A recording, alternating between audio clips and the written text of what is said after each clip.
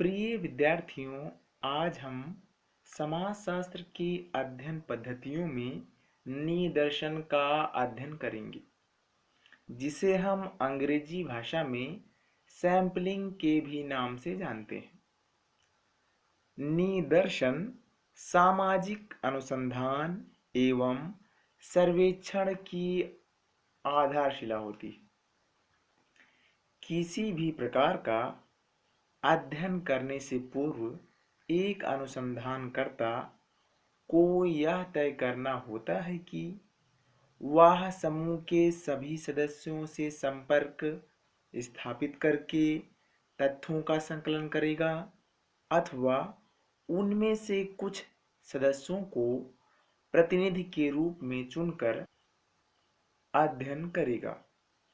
इस प्रकार क्षेत्र से अनुसंधान संबंधी आंकड़े दो प्रकार से एकत्रित किए जा सकते हैं। पहला संगणना विधि, दूसरा निदर्शन विधि।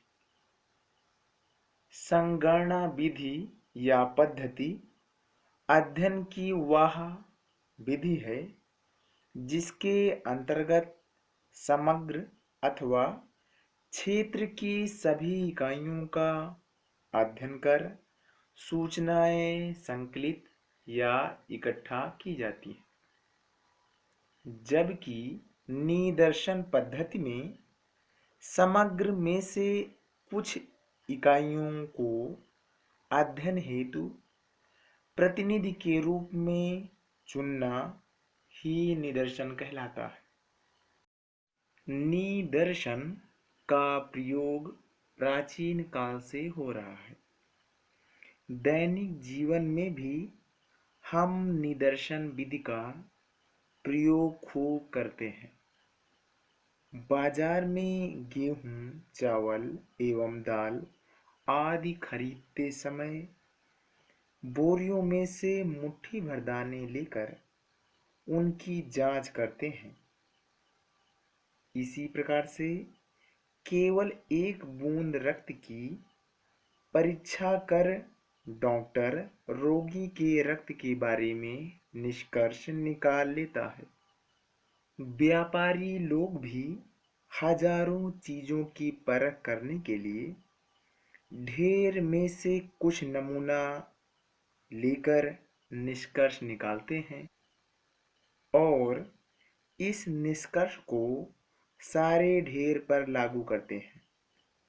इस प्रकार निदर्शन का प्रयोग दैनिक जीवन में आम आदमी द्वारा व्यापक रूप से किया जाता है। बात अगर निदर्शन के अर्थ की करें तो निदर्शन अनुसंधान की वह पद्धति है जिसमें समस्त अनुसंधान क्षेत्र से कुछ का चुनाव इस प्रकार कर लिया जाता है कि वह संपूर्ण अनुसंधान का प्रतिनिधित्व करेगा और उसके द्वारा जो निष्कर्ष प्राप्त होंगे वह संपूर्ण क्षेत्र पर प्रतिनिधित्व करेंगे या लागू होंगे। निदर्शन को पारिभाषिक रूप से व्यक्त करते हुए बोगार्ट्स ने कहा कि निदर्शन रीति एक पूर्व निर्धारित नियोजन के अनुसार इकाइयों के एक वर्ग में से एक निश्चित प्रतिशत का चुनाव है। इस प्रकार बोगार्ट्स ने बताया कि पूर्व निर्धारित योजना के अनुसार इकाइयों के एक समूह में निश्चित प्रतिशत का चुनाव ही निदर्शन कहलाता है। अब हम निदर्शन के प्रकारों का अध्ययन करेंगे। विभिन्न सांख्यिकीविदों एवं समाज वैज्ञानिकों ने निदर्शन के अनेक प्रकारों का उल्लेख किया है। जहूदा तथा गुडे एवं हार्ट आदि विद्वानों ने निदर्शन को उसके चुने जाने के ढंग के आधार पर मुख्यतः दो रूप में विभक्त किया है। पहला, संभावित या प्रायिकता निदर्शन। दूसरा, असंभावितता या अप्रायिकता निदर्शन। इनके अलावा भी हम निदर्शन को कई रूपों में विभक्त कर सकते हैं,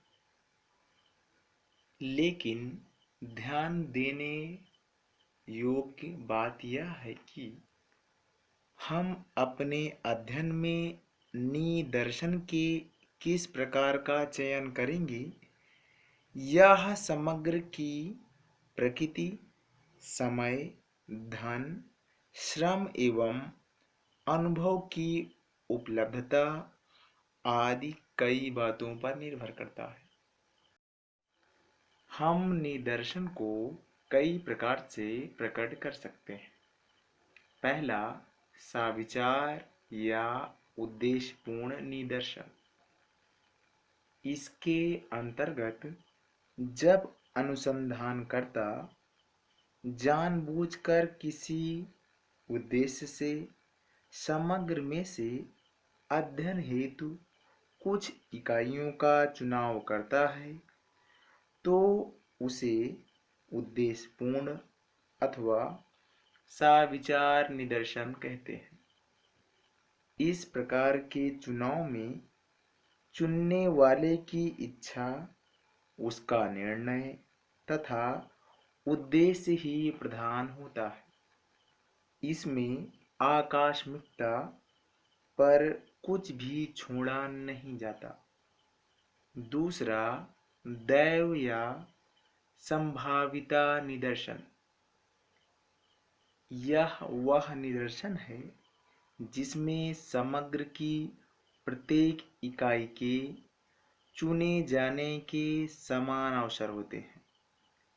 इसमें समग्र इकाइयों के व्यक्तिगत महत्व को समाप्त कर उसके स्थान पर संभावना को प्रतिष्ठित कर दिया जाएगा, जिसमें समग्र की सभी इकाइयों के निदर्शन में चुने जाने की संभावना समान होती है।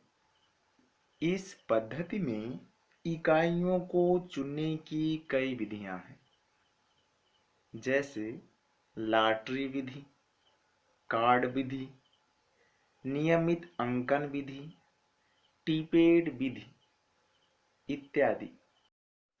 तीसरा, मिश्रित अथवा स्तरित निदर्शन। यह विधि दैव निदर्शन और साविचार निदर्शन का मिश्रित रूप है, अतः इसे मिश्रित निदर्शन भी कहा जाता है।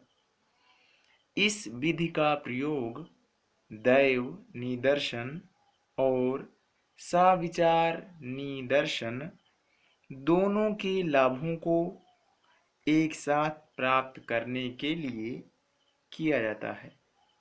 इसमें सर्वप्रथम समग्र को विचार पूर्वक कई सजातीय वर्गों में विभाजित कर दिया जाता है और उसके बाद प्रत्येक वर्ग में से निश्चित संख्या में दैव निदर्शन विधि से इकाई का चुनाव किया जाता है।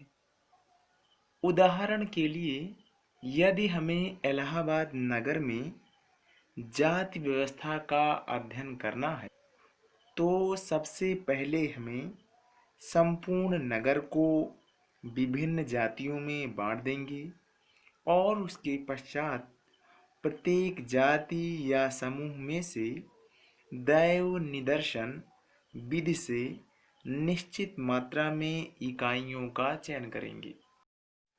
इन अध्ययन पद्धतियों के अलावा कुछ अन्य पद्धतियां भी होती हैं जिनका प्रयोग अध्ययनकर्ता उन इकाइयों का चुनाव करके करता है जो अध्ययनकर्ता के विषय या समस्या के उद्देश्यों एवं सुविधा के अनुरूप हों।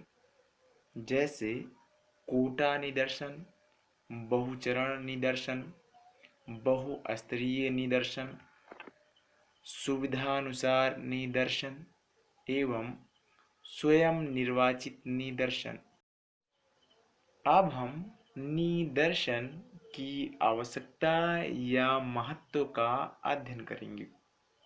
पहला, शुद्ध निष्कर्षों की प्राप्ति। निदर्शन प्रणाली से जो निष्कर्ष प्राप्त होते हैं वे विश्वसनीय होते हैं, क्योंकि इस प्रणाली में अनुसंधानकर्ता का ध्यान कुछ इकाइयों पर ही केंद्रित होता है और यदि निदर्शन का चुनाव सही तरीके से किया गया है तो कई बार इसके निष्कर्ष संगणना पद्धति के निष्कर्षों से भी अधिक शुद्ध होते हैं।